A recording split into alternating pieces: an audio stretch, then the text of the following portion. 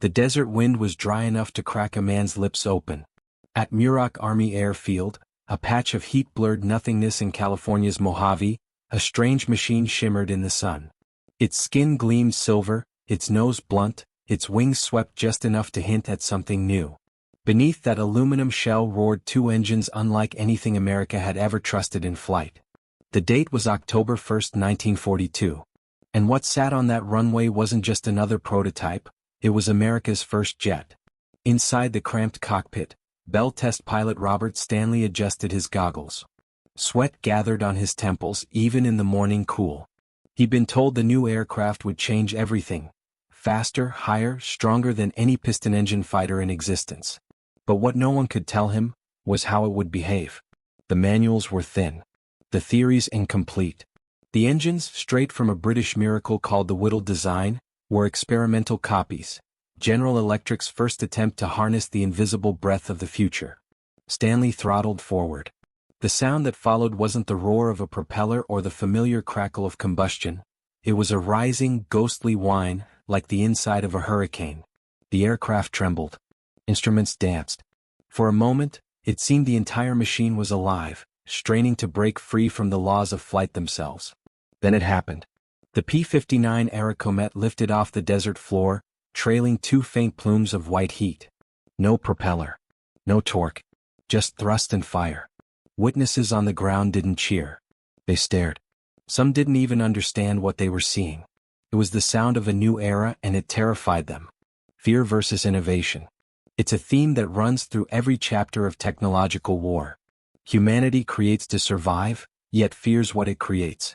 And in the case of the Airacomet, America's first jet fighter, that fear was not misplaced. Because this aircraft, born from secrecy and desperation, nearly killed the men who dared to fly it. For those who watched from the control tower, the scene was unforgettable. The P-59 jerked midair, bucking like a wild animal. Its left engine sputtered, flared, then came back to life with a scream. Stanley fought the controls. There was no precedent for jet thrust behavior, no handbook on how to manage power that didn't push against the spinning prop but instead punched straight through air itself. Moments later he coaxed it back down, bouncing once, twice before sliding to a stop. The silence afterward was haunting. America had entered the jet age, not with a roar of triumph, but with the sound of barely contained disaster. Few outside that test site knew what had just happened. The project was codenamed XP-59A, hidden beneath the cover story of a new propeller research aircraft. The Army wanted secrecy. The engineers wanted time. The pilots wanted to survive the next test. By late 1942, the United States was desperate to catch up. Across the Atlantic, the British had already flown the Gloucester E.28/39. The Germans, ever ambitious, were testing the Messerschmitt Me 262, a predator in metal form. In comparison, America was late to the race, still mastering mass production, still fighting with the familiar. But a few visionaries in the U.S. Army Air Forces saw the writing on the wall.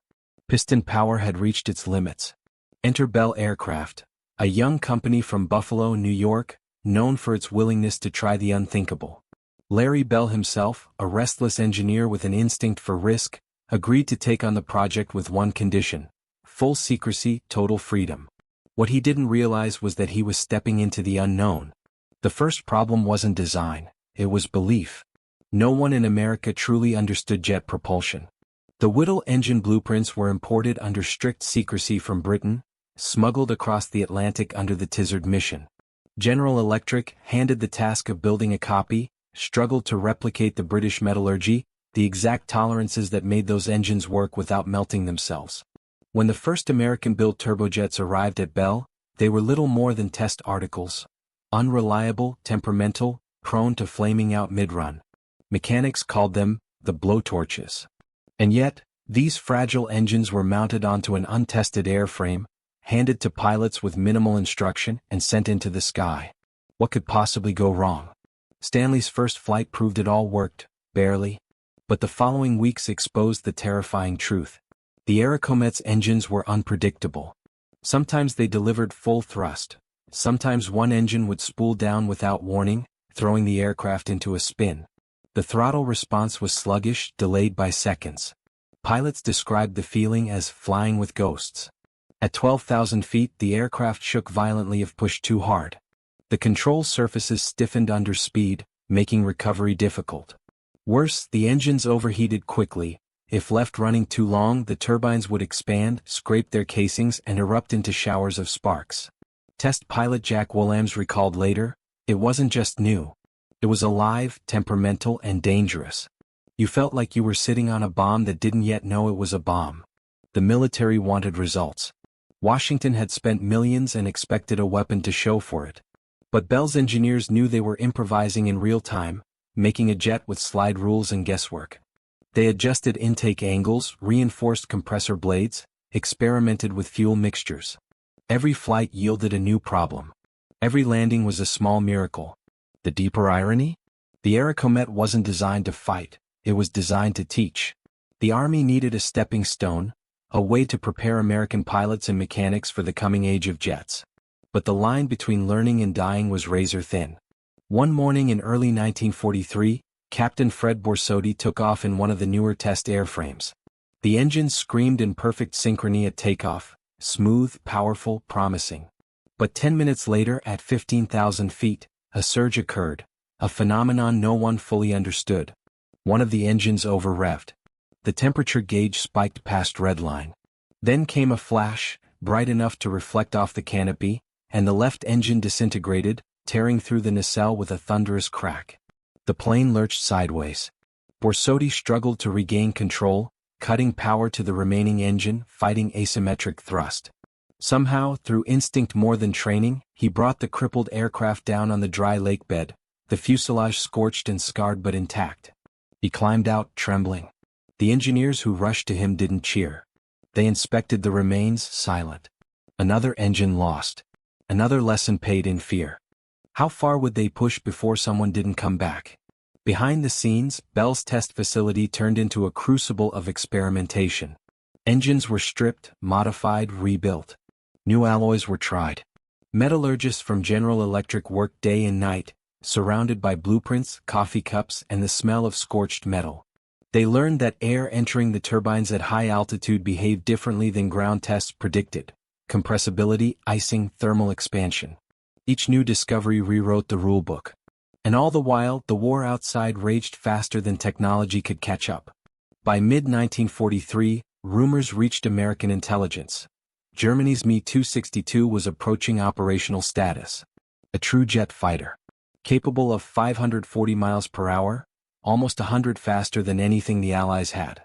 The Airacomet barely reached 400, and only when everything worked perfectly. Fear was now institutional.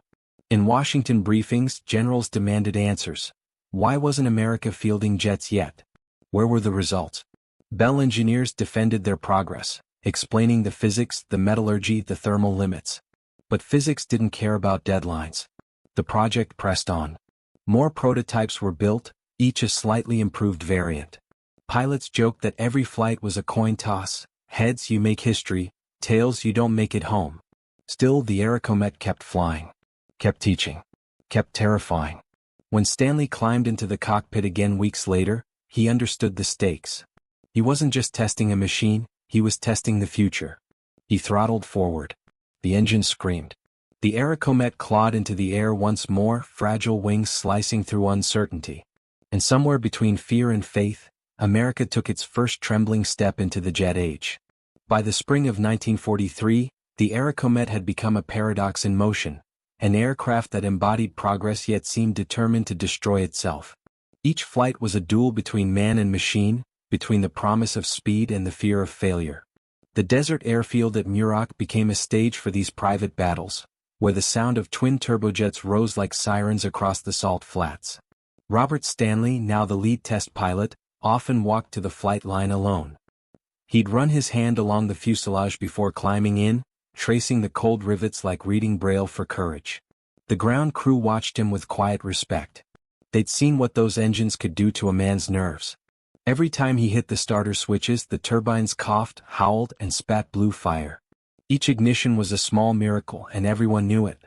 Inside the cockpit, the instruments jittered with vibration. The jet smelled of oil and hot wiring. The slightest throttle input could trigger instability, too much and the compressor stalled, Too little and thrust dropped like a stone. No prop wash, no torque feedback, no instinctive sense of lift. Everything that pilots once knew about flying no longer applied. The Airacomet didn't behave like an airplane. It was something else entirely. Out over the desert, Stanley pulled back gently on the stick. The P-59 climbed, but its acceleration was uneven. The twin General Electric IA engines, each delivering barely 1,250 pounds of thrust, struggled to keep momentum. For all the promise of jet power, the Airacomet was slow. Too slow to fight. Too unreliable to trust. But for the men in its cockpit, every second in the air was a confrontation with the unknown. One afternoon, Lieutenant Joe Cannon, another Bell test pilot, took off under perfect conditions. Blue sky. Steady air. The engineers hoped to push the aircraft past 30,000 feet, a milestone that would prove America's jet could handle the upper atmosphere. Cannon climbed steadily, watching the altimeter tick upward. 20,000, 25,000, then 28,000. And then the shudder. The left engine flamed out without warning. The jet yawed violently. Cannon fought the controls, but the right engine followed suit seconds later, starved of airflow from the sudden yaw. Both turbines died. Silence filled the cockpit. Only the rush of air against the fuselage remained.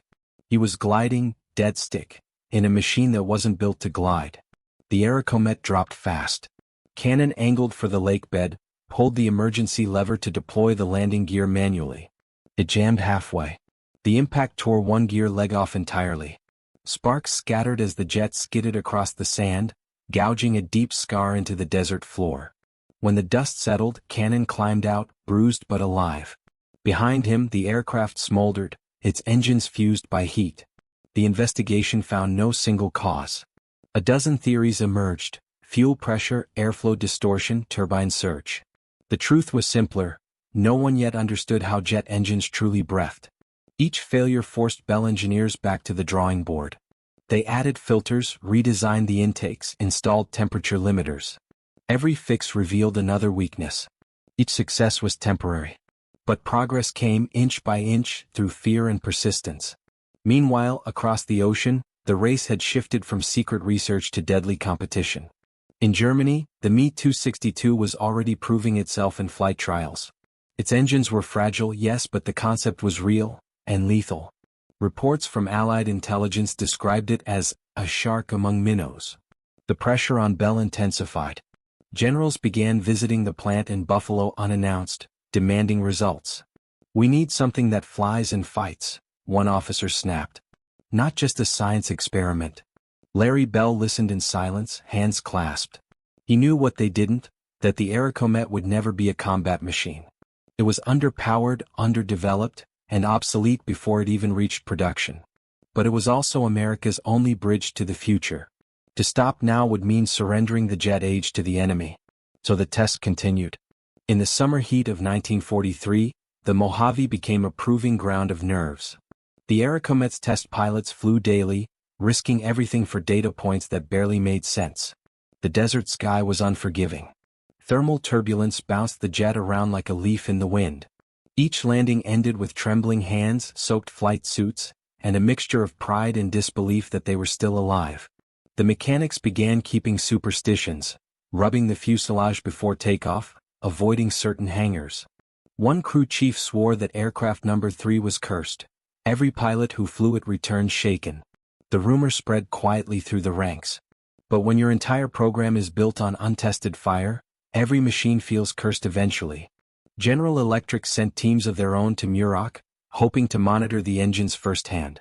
They brought sensors, gauges, and notebooks, setting up a makeshift lab beside the runway. Engineers leaned over glowing test benches at night, trying to understand why turbines melted at certain speeds. "We're learning by burning," one said grimly. They weren't exaggerating. Dozens of engines failed on the test stand, erupting into blue fireballs that scorched the hangar walls. Each explosion was both setback and revelation, a violent teacher whispering the rules of heat and air. By fall, the Army ordered production of a limited batch of operational P-59 as, despite their flaws, they would be sent to the 412th Fighter Group, the Airacomet's first and only combat evaluation unit. The pilots there had flown P-38s, P-47s, machines that roared, shook, and climbed like beasts. When they met the Airacomet, they were unimpressed. It looked fast, one recalled. But it wasn't. At full thrust, the P-59 barely matched a P-38 in speed and was slower to climb. Its engines guzzled fuel. Its controls felt sluggish. Yet the experience of flying without a propeller, in eerie smoothness, was unlike anything they had known. Captain Frank Everett described his first flight as hauntingly quiet. "You pushed the throttle," he said, "and the sound didn't match the motion. It felt like time lagged behind the engine. But that delay, those seconds between throttle and thrust, could kill a pilot in combat. In dogfights, hesitation was death. The Airacomet taught this the hard way. During a mock engagement with a P-38, the jet lagged in every maneuver. The piston fighters circled it easily. The Airacomet could not accelerate fast enough to evade or attack. It was like racing a ghost that refused to wake up, Everett said. Still, there was value in failure. The P-59's trials revealed the deep truths of jet flight: throttle lag, temperature limits, the need for higher thrust-to-weight ratios.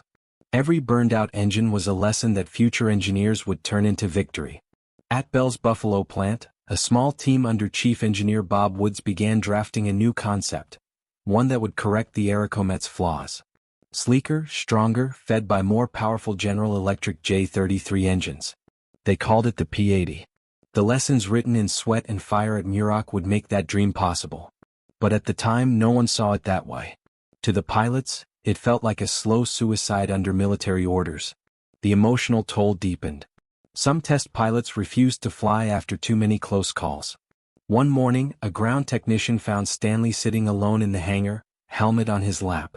He asked if he was all right. Stanley didn't look up. "We're chasing the future," he said quietly, "and it's trying to kill us." The future didn't stop trying. Late in 1943, Bell shipped 2 Airacomets to the U.S. Navy for evaluation aboard aircraft carriers. The Navy, curious but skeptical, wanted to see if jet power could work at sea. The tests were cautious, short takeoffs, gentle approaches. But the engines, delicate and heat-hungry, hated the salty air. They corroded rapidly, flamed out twice in a single week. The Navy returned the planes with a polite but firm note: not suitable for operational use. Back at Muroc, morale sank. The Airacomet, once hailed as America's leap into the jet age, now seemed a dead end. But the Army couldn't abandon it. To cancel would admit failure. Instead, they doubled down on secrecy, classifying most reports and forbidding pilots to speak publicly. Inside Bell's office, Larry Bell gathered his team one night. The room was dimly lit, papers scattered across the table. "Gentlemen," he said, "history won't remember our mistakes if we keep pushing. The ones who quit will be forgotten. The ones who learn will define what comes next." Those words carried the program through its darkest hours.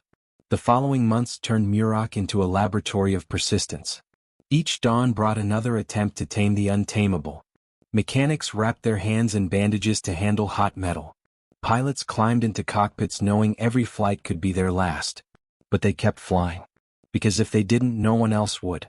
It wasn't patriotism alone that drove them. It was curiosity, defiance, and the quiet understanding that fear was the price of progress.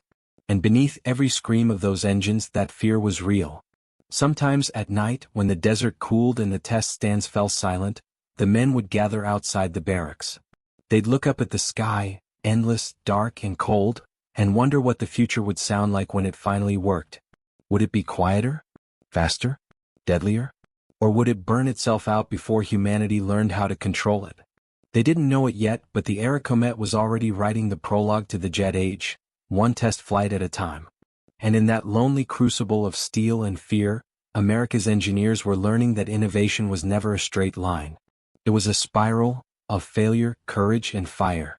By early 1944, the Airacomet had gathered a reputation, half legend, half warning. Every man who flew it carried the same look afterward: pale, quiet, eyes fixed somewhere far beyond the horizon. The stories circulated in hushed tones across test fields and hangars, tales of engines that screamed too hot, of cockpits filled with smoke, of turbines that simply disintegrated mid-flight.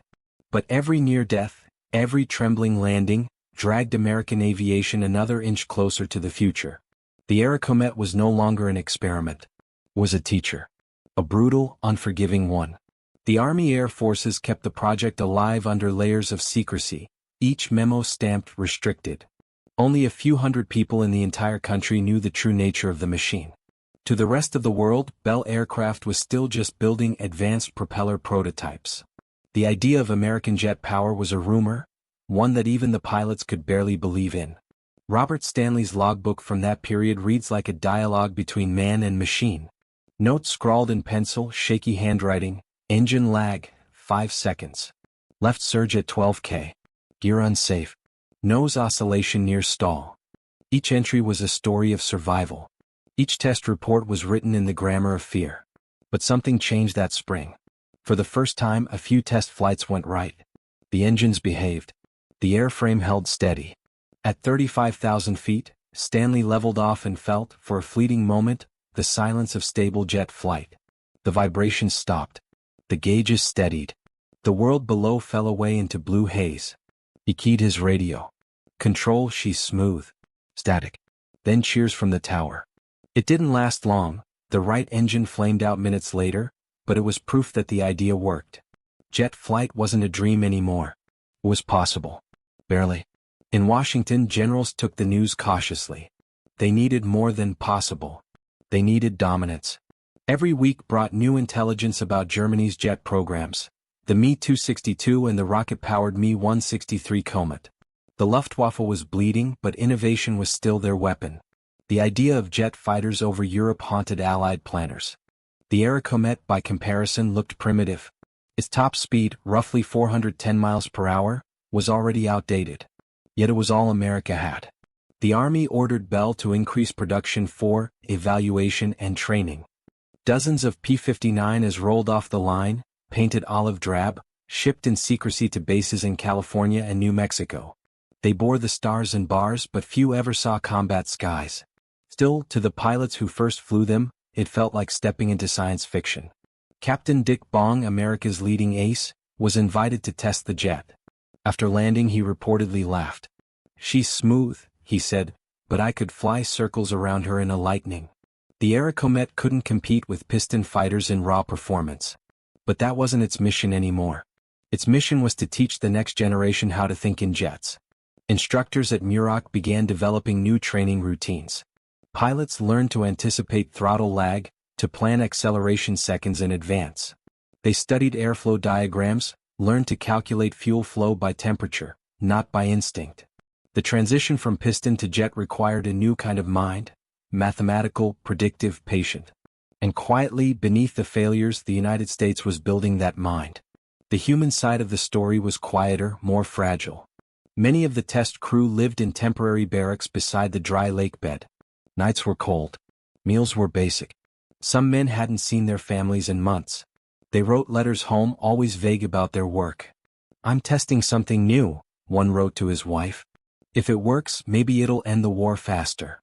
But every time the engine screamed to life, that hope collided with the risk. One malfunction could erase a man in an instant. In April, test pilot Jack Williams took off in P-59A No. 4. The takeoff was clean. At 20,000 feet, a compressor surge rocked the jet. The left turbine spat fire, then exploded. Fragments tore through the fuselage. Williams barely ejected. His parachute opened just in time. The jet hit the desert in a plume of smoke, scattering molten metal across the sand. He survived, but the message was clear. Even small miscalculations could become catastrophe. Engineers later traced the failure to a single flaw in the turbine's metal grain alignment. Microscopic, invisible, deadly. It was then that Larry Bell made a controversial choice. He ordered full transparency between Bell and General Electric. No more proprietary walls, no competition, only collaboration. Every test failure would be shared instantly, every lesson written down and sent east. It was an act of trust and desperation. What followed was an exchange of minds unprecedented in American industry. GE's turbine experts worked alongside Bell's airframe designers, trading data by courier and telephone. The war demanded secrecy, but within that circle, knowledge flowed like oxygen. Together they began to map the true anatomy of jet flight. One evening, as the desert sun bled red over the hangars, An engineer named Ed Snedeker sketched a rough diagram on the back of a maintenance log. It showed airflow through a twin-jet system with revised intake geometry, wider in front, smoother curvature, optimized for compression. It would reduce surge and increase efficiency by nearly 20%. That crude sketch would eventually shape the next generation of engines. But at the time, it was just a desperate idea on a piece of paper. Meanwhile, the pilots pressed on. Their reports were clinical but read like confessions. Throttle lag intolerable for combat. Engine stable at 26 km only. Visibility good. Heat unbearable. Each note, a step forward in a race they couldn't yet see the finish of. Then came an unexpected visitor. General Henry Hap Arnold, commanding general of the U.S. Army Air Forces. He wanted to see America's first jet with his own eyes. When he arrived at Muroc, the desert base fell silent. Pilots stood straighter. Mechanics wiped grease from their hands. The Airacomet sat gleaming in the sun, its canopy half open like a secret being revealed. Arnold inspected it closely. He didn't smile. "It looks the part," he said finally, "but does it fight?" Stanley hesitated. "Not yet, sir. But it will teach us how." Arnold studied the young pilot for a long moment. Then he nodded. "Then keep flying. Learn faster." It was the closest thing to approval they would ever get. Within days, new orders arrived. Accelerate testing, expand training, report everything.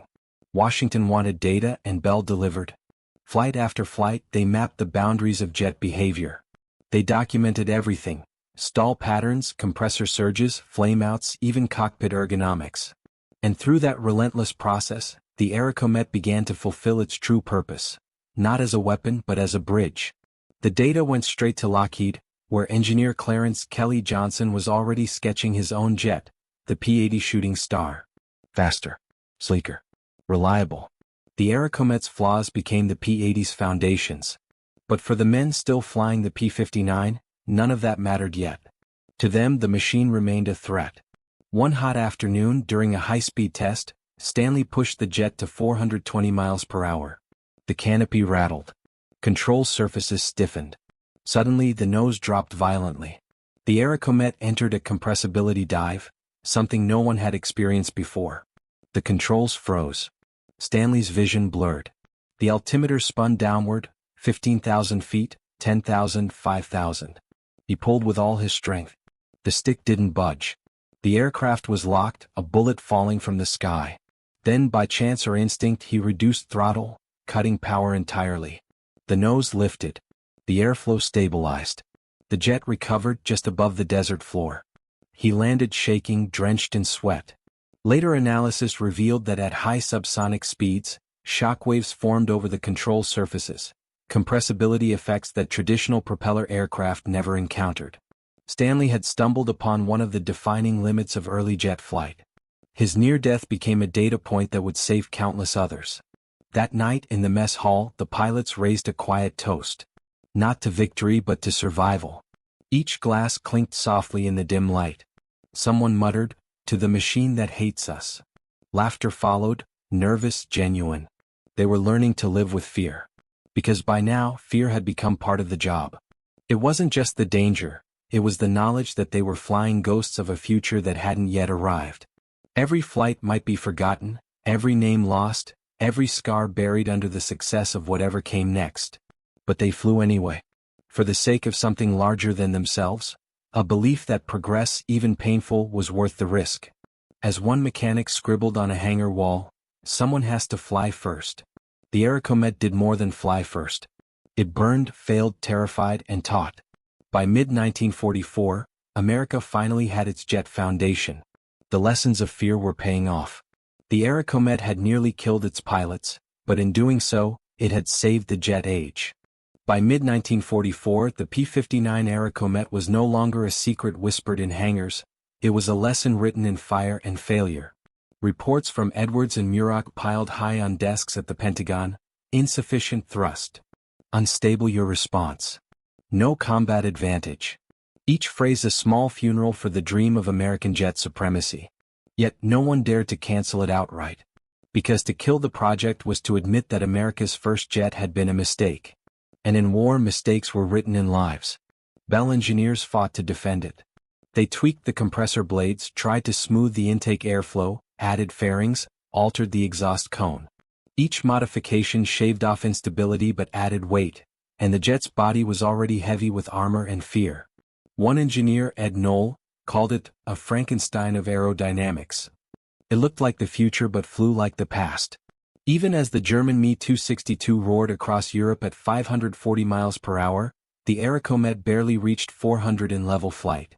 Pilots described it as a jet that didn't know it was one. Still, the Army Air Forces needed data. They turned the P-59 into a flying classroom. Every flight was filmed, every vibration recorded. Men like Lieutenant Colonel Jack Williams, one of Bell's most fearless test pilots, climbed into that fragile metal shell knowing it could disintegrate without warning.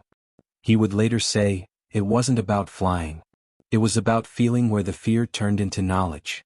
The P-59 was never meant to win a dogfight. It was meant to teach Americans how to control fire without burning themselves alive. At Muroc in the high desert, that lesson came brutally. Pilots took off at dawn to avoid the heat. They knew the jet's engines lost thrust in warm air, a cruel irony for a machine powered by heat itself.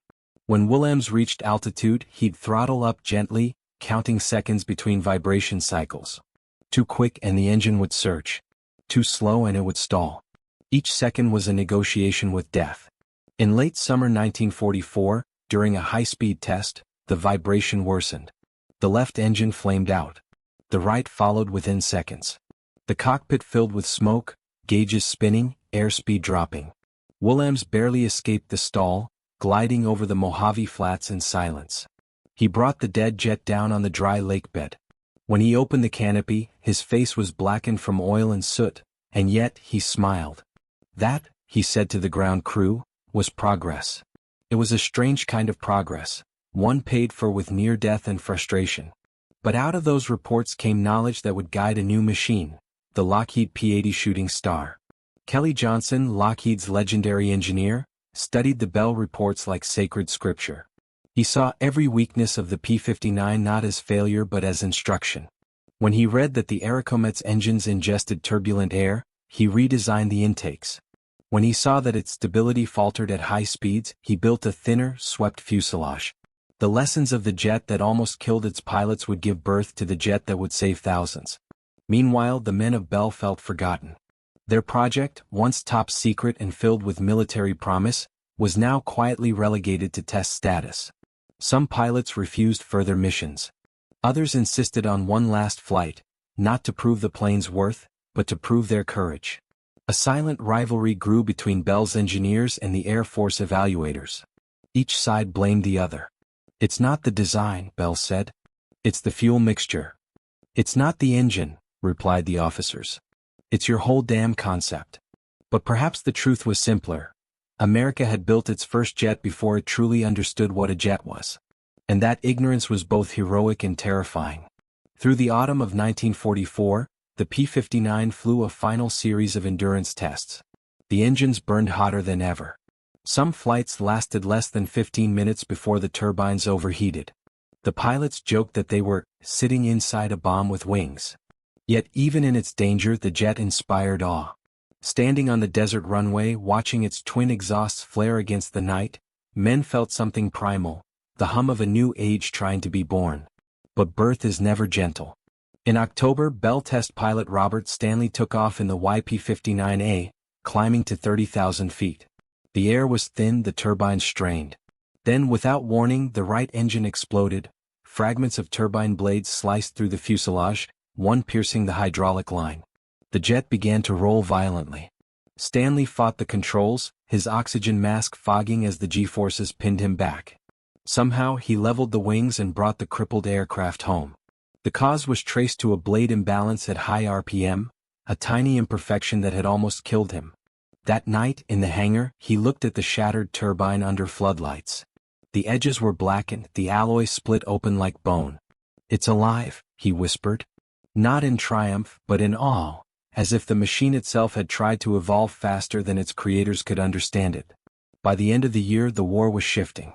Germany's jet, the Me-262, had entered combat, slicing through bomber formations with deadly precision. Japan experimented with its own designs. America's generals panicked. They needed a working jet now. Bell tried to push a new variant, the P-59B, but the Air Force quietly declined. Instead, they placed their faith in Lockheed's Shooting Star. The Airacomet's moment was over. But the story didn't end in shame. The P-59 became a ghost trainer, a silent teacher. Young pilots learned the rules of jet handling, how to control throttle lag, how to read compressor stall, how to fight with no propeller sound to guide them. The Airacomet taught them that silence could be deadly, that thrust was both freedom and restraint. It taught them that power without understanding was chaos. Even as it retired, the P-59 carried the DNA of every American jet that came after it. In the F-86 Saber's smooth intake. In the F-100's titanium exhaust. In the F-15's stability controls. Every jet that ruled the skies owed a whisper of its life to the one that almost tore itself apart. And that was the paradox. A failure so complete it became the foundation of victory. When war ended in 1945, Bell's engineers watched the celebrations from their factory windows. No parades for them. No medals. Just the hum of quiet machines and the smell of burned oil.